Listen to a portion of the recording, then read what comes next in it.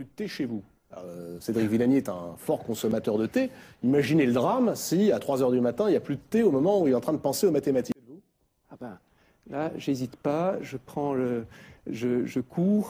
à l'Institute for Advanced Study, ça se passe à Princeton, et je vais dérober les précieux sachets de thé dans la salle commune. La fin justifie les moyens, vous savez, évidemment. Là, vous avez mis le doigt sur ce qui est essentiel, je crois. Tout ce qui est autour, tout l'environnement, tout ce qui fait que finalement, une découverte va se faire. C'est pas comme on croit ça. C'est pas non plus, on s'assoit et on attend que l'inspiration arrive.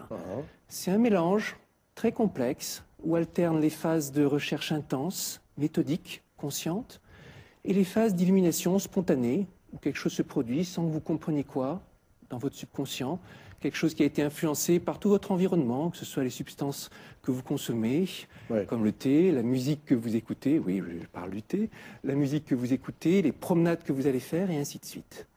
Poincaré, vous parliez de Poincaré. Poincaré l'a très bien décrit. Il a fait des textes grand public, à la fois simples et profonds, sur la découverte mathématique, où il montre bien cette alternance de phases de travail acharné et de phases où quelque chose se passe dans votre cerveau sans que vous compreniez quoi. Il y a eu plusieurs fois où ça m'est arrivé de mettre en valeur un lien entre deux problèmes de mathématiques qui semblaient bien disjoints et qui se sont révélés être en fort lien. Ça m'est arrivé plusieurs fois, il y a une part de chance là-dedans, il y a une part aussi de savoir exploiter le hasard qui vous tombe dessus.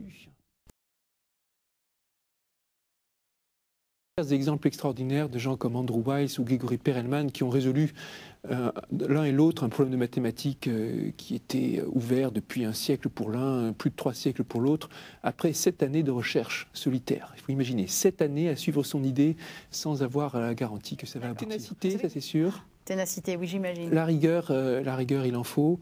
Et plus que tout, c'est l'imagination. La créativité ? La créativité. Sans créativité, vous ne faites pas un bon mathématicien.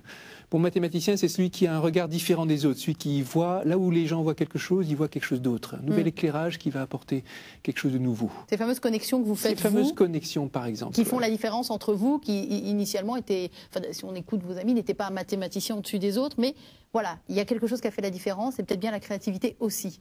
C'est aussi, et c'est dur à quantifier, tant il y a une inspiration quelque part.